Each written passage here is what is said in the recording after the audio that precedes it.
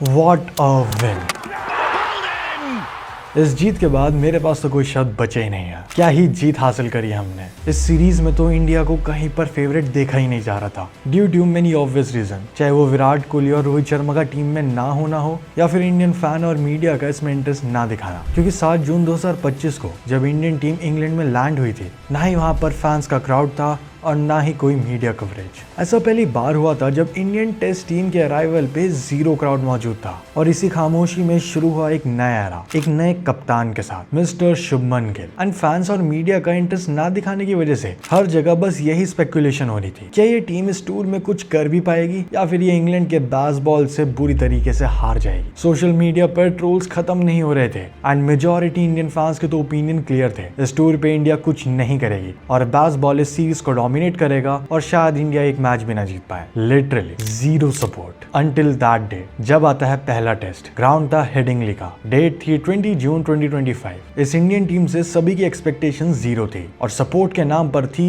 तो बस silence. But उस दिन उस मैच के डे 1 पर ही इस इंडियन टीम ने उस साइलेंस को तोड़ दिया और वो भी एक धमाकेदार स्टेटमेंट के साथ। कैप्टन शुभमन गिल, जिन्हें इससे पहले सेना कंट्रीज में बेकार परफॉर्मेंस की वजह से ट्रोल किया जा रहा था और ये तक कहा गया था कि ये तो बस गावा वाली इनिंग के कोटे पर खेल रहा है, उन्होंने अपने पहले test as a full time captain में सीधा 127 रन बना दिए थे। एंड उनके अलावा यशस्वी जायसवाल ने भी फुल फ्लो में सेंचुरी स्कोर करी और डे 1 के बाद स्कोर बोर्ड पर इंडिया का स्कोर था 359 फॉर 3। ये वो मोमेंट था जहां इंडियन फैंस को थोड़ा बिलीव हुआ कि ये टीम जीत भी सकती है।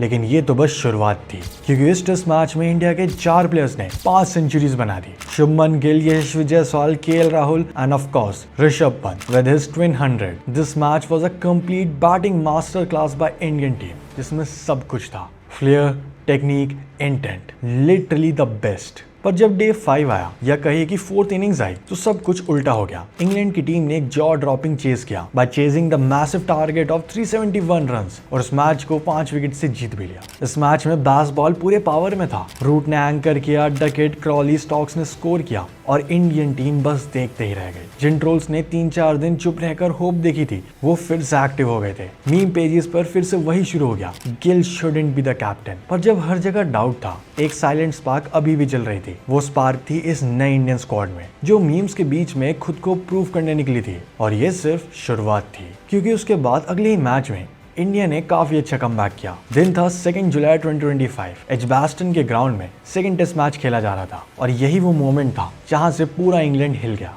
In this match, Captain Shubman Gill played one of the finest innings of 269 runs, followed by another 161 runs in second innings.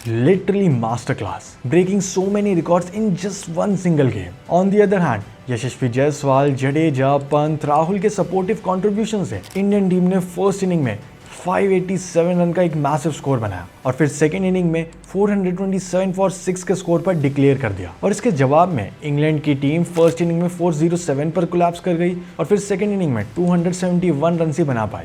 And as a result India ये मैच 336 रन के एक मैसिव मार्जिन से जीत जाती है। ये सिर्फ एक नॉर्मल विन नहीं थी, ये एक हिस्टोरिक विन थी, because this was the first Indian win at Edgbaston. And इसी के साथ शुभमन गिल बन गए youngest Indian captain to win overseas test और अब सीरीज हो गई थी 1-1 पर लेवल अप। फिर नेक्स्ट मैच था लॉर्ड्स के ग्राउंड में 10 जुलाई 2025। एक ऐसा गेम जहां एक्सपेक्टेशंस बनी कि इंडिया अभी भी लीड ले सकती है, क्योंकि इस मैच में जो हुआ वो स्पोर्ट की असली ब्यूटी दिखाता है एंड प्रूव करता है कि क्यों कहा जाता है क्रिकेट इज अनप्रेडिक्टेबल। पहले इस मैच में इत्तेफाक से दोनों ही टीम्स ने फर्स्ट इनिंग में 387 रन स्कोर करे थे, जिसमें इंग्लैंड की साइड से जो रूट और इंडिया की साइड से केएल राहुल की 100 आई थी। इंग्लैंड जब सेकंड इनिंग में बैटिंग करने आए तो वो 192 पर ऑल आउट हो गए थे, यानी कि अब इंडियन टीम को केवल 193 रन बनाने थे इस मैच को जीतने के लिए और एक और हिस्टोरिक विन पाने के लिए। बट ये मैच ऐसे मोमेंट पर आ चुका था कि पिच अब काफी ज्यादा बॉलर्स को फेवर कर रही थी। डे 4 के एंड पर इंडिया का स्कोर 58 फॉर 4 पर आ चुका था और अभी भी इंडियन टीम को डे 5 पर 135 रन बनाने थे विद 6 विकेट्स लेफ्ट।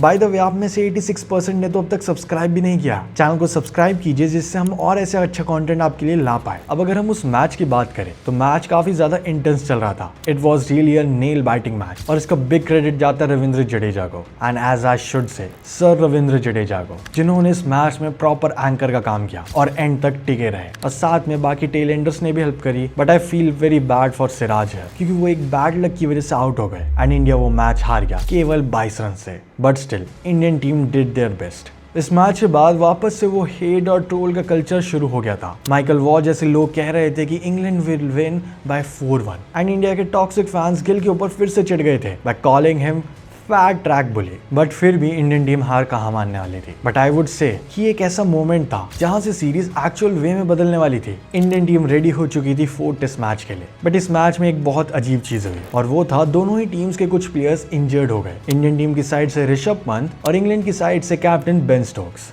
बट दोनों ही प्लेयर्स 4 टेस्ट मैच में आए और खेले। 4 टेस्ट मैच में India started very well with Yashasvi Jaiswal and Sai Sudarshan run. फिर थोड़ा कोलैप्स हुआ and even vice captain Rishabh Pant got injured while batting. इतनी ज्यादा चोट लगी थी कि वो ग्राउंड के बाहर अपने पैरों से जा ही नहीं पाए and he was declared to have a fracture. But next day India ज्यादा स्कोर नहीं कर पा रही थी but Rishabh Pant decided to bat with broken foot. ये एक ब्रेव मोमेंट था जो पंत की ब्रेवरी से ज्यादा टीम को मोराल उठाने के लिए काम करने वाला था and also he showed his passion for the sport and also for the country. But after India's 358 runs England ने सॉलिडली रिप्लाई दिया 669 रन्स बनाकर with Joe Root and Stokes scoring 150 and 141 runs respectively. Eventually, England team taking massive lead of 311 runs और day 4 की morning से अब India को खेलना था। इंडियन टीम ट्रबल में आ गई जब फर्स्ट ओवर में ही क्रिस वोक्स ने जायसवाल और सुदर्शन को डक्स पर आउट कर दिया। लिटरली इनिंग्स का फर्स्ट ओवर और उसी में इंडिया के 2 बैट्समैन आउट हो गए और अब इंडियन टीम डे 4 के स्टार्ट में ही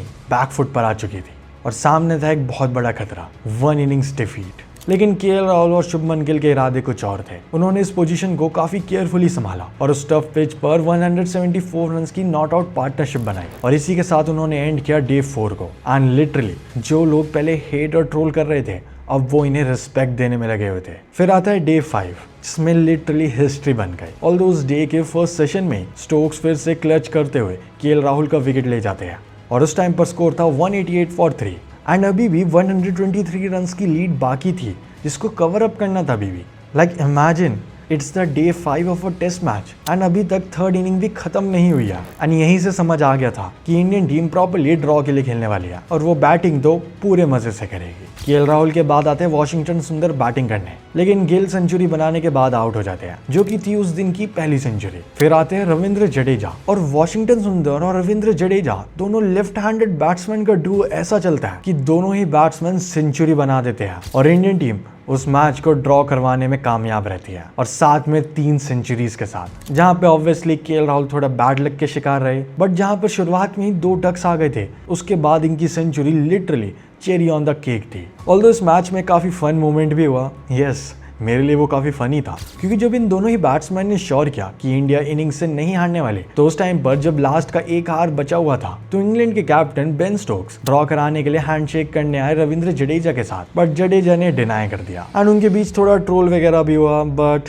keeping all that aside finally अब सीरीज 2-1 पर आ चुकी थी और लास्ट मैच वापस से लंदन में था जहां सिराज ने कुछ ही दिन पहले वो हार्ट ब्रेकिंग मोमेंट विटनेस किया था लॉर्ड्स वाला। ये मैच था ओवल के ग्राउंड में और इस बार डेस्टिनी को कुछ और ही मंजूर था क्योंकि इस गेम में स्टोक्स और पंत जैसे 2 बड़े प्लेयर्स इंजरी की वजह से बाहर हो गए एंड मैच के एक दिन पहले इंडियन कोच की पिच क्यूरेटर से तो फाइट भी हो गई थी। इस मैच में आकाशदीप और करुण नायर की भी टीम में वापसी हो गई थी and Dhruv Jurel finally proper way में प्लेइंग 11 में खेल रहे थे and Indian team was ready for the final battle. इस मैच में पहले बैटिंग करने आती है इंडियन टीम जिसमें इंडियन बैट्समैन कुछ खास नहीं कर पाते एक्सेप्ट करुण नायर जो कि 57 रन्स बनाते हैं एंड इसी इनिंग के दौरान इंग्लैंड के बॉलर क्रिस वोक्स भी इंजर्ड हो गए थे एंड इंडिया 224 रन्स के स्कोर पर ऑल आउट हो जाती है। जवाब में इंग्लैंड की टीम भी 247 पर ऑल आउट हो जाती है जहां पर मोहम्मद सिराज ने वैल्यूएबल 4 विकेट्स लिए थे और साथ में प्रसिद्ध कृष्णा ने भी। इंडिया अपनी सेकेंड इनिंग्स में बनाती है 396 रन वो भी जस्ट 88 ओवर्स में। इस इनिंग की मेन हाईलाइट रही यशस्वी जायसवाल जिन्होंने 118 रन्स बना दिए थे और साथ में उस मैच के नाइट वॉचमैन मिस्टर आकाशदीप जिन्होंने 66 रन बना दिए। फिर sir Ravindra Jadeja with 53 and Washington सुंदर विद ऑल्सो 53। अब इंग्लैंड की टीम को चाहिए थे टोटल 374 रन जीतने के लिए और उनके पास टाइम काफी था एंड ऐसे मोमेंट पर इंग्लैंड की टीम ने अपना बेस्ट बॉल दिखाया। रूट और ब्रूक ने सेंचुरी स्कोर करी और इंग्लैंड की टीम कंफर्टेबली 300 फॉर 3 के स्कोर पर पहुंच चुकी थी और जीत से बस 74 रन दूर थी। बट फिर आकाशदीप ने ब्रूक को आउट किया और प्रसिद्ध कृष्णा ने बेथल को बोल्ड किया और फिर थोड़ी देर बाद ही कृष्णा ने सबसे इंपॉर्टेंट विकेट जो रूट को भी आउट कर दिया जहां से गेम में थोड़ा चांस बन गया था। अब आया इस सीरीज के हर गेम की तरह इस मैच का डे 5, जहां पर इंग्लैंड को लिटरली 35 रन चाहिए थे और उनके हाथ में थे 4 विकेट। यानी कि अगर इंडियन टीम को जीतना है तो 4 विकेट चाहिए, इंग्लैंड को जीतना है तो 35 रन। सिंपल। कोई बच्चा भी कह देता कि इसको इंग्लैंड आराम से जीत जाएगा। एंड इवन डे 4 के एंड पर जो रूट ने क्लियर कह दिया था इंटरव्यू में, if needed Woakes will bat. As I said, उनको इंजरी हो गई थी। वेल एनीवेज, डे 5 स्टार्ट होता है और जब वो बस 35 रन दूर थे जीत से, तो सिराज जेमी स्मिथ को आउट कर देते हैं। लेकिन फिर भी इंग्लैंड आगे बढ़ रहा होता है और जब बस जीत के लिए 20 रन चाहिए थे, सिराज फिर से अपना जादू दिखाते हैं और ओवर 10 को भी आउट कर देते हैं। गेम एकदम बैलेंस पॉइंट पे अटका हुआ था। लेकिन फिर आते हैं कृष्णा, मिस्टर प्रसिद्ध कृष्णा, जिन्होंने मैच को इंडिया की साइड टिल्ट कर दिया जब उन्होंने जॉश टंग को आउट किया। लेकिन फिर आते क्रिस वोक्स बैटिंग करने, जो कि क्रिकेट को लेकर डेडिकेशन का एक और एग्जांपल बन गया इस सीरीज में। And this will be remembered just like Rishabh Pant. And अब यहाँ पर एटकिंसन का मेन काम था मैच को जिताने का, एंड उन्होंने वो काम भी किया। जहाँ पहले 17 रन चाहिए थे इंग्लैंड को, अब बस 7 ही रन चाहिए थे। लेकिन अब बॉलिंग करने आते हैं हमारे सिराज भाई, जिनके दिमाग में कहीं ना कहीं वो लॉर्ड्स वाली याद अब भी होगी। और सिराज वो करते हैं जिसकी इंडियन टीम को सबसे ज्यादा नीड थी, एक और wicket. And would you believe it? It is Mohammad Siraj. Siraj took the final wicket and India won this test match by 6 runs. Literally the lowest margin ever for India. और ये series हो गई 2-2 से draw. अब अगर हम इस series के मेन रिकॉर्ड्स की बात करें तो इस सीरीज में इंडिया की तरफ से सबसे ज्यादा विकेट्स लिए मोहम्मद सिराज ने, टोटल 23। लिटरली मोहम्मद सिराज ने सब कुछ बदल दिया। I only believe in Jassi भाई से लेकर आई बिलीव माई सेल्फ तक। And honestly he deserves all the credit, जो शायद अब तक अंडररेटेड रहा था। और उनके बाद आते हैं जसप्रीत बुमराह, जिन्होंने केवल 3 मैचेस खेले बट फिर भी उन्होंने 14 विकेट्स निकाल दिए। एंड वहीं अगर बैटिंग की बात करें तो इंडिया की तरफ से कैप्टन शुभमन गिल टॉप पर है, जिन्होंने टोटल 10 इनिंग में 754 रन्स बनाए। उनके अलावा केएल राहुल ने बनाए 532 runs, 516 by sir Ravindra Jadeja, and बाकी आप स्क्रीन पर देख ही सकते हो। And not to forget Joe Root के 537 runs, and Joe Root finally test cricket के सेकंड हाईएस्ट रन स्कोरर बन गए। वेल ये थी 2025 की एंडरसन तेंदुलकर ट्रॉफी, जिसमें एक यंग इंडियन टीम ने वो दिखाया जो कोई भी उनसे एक्सपेक्ट नहीं कर रहा था, इंग्लैंड में जाकर इंग्लैंड की टीम को ही डोमिनेट करना। लेट्स होप इंडियन टीम ऐसे और आगे परफॉर्म करे। वेल आपका फेवरेट मोमेंट इस सीरीज से क्या था, कमेंट करके जरूर बताना। Thanks for watching, see you in the next one. जाने जाना तेरे साथ ही होश में रहता हूँ, ओ जाने जाना तेरे बिन मदहोश में रहता हूँ, ओ जाने जाना तू ही तो है मेरे जीने का सहारा, ओ जाने जाना इतनी दूर क्यों अब लगता किनारा।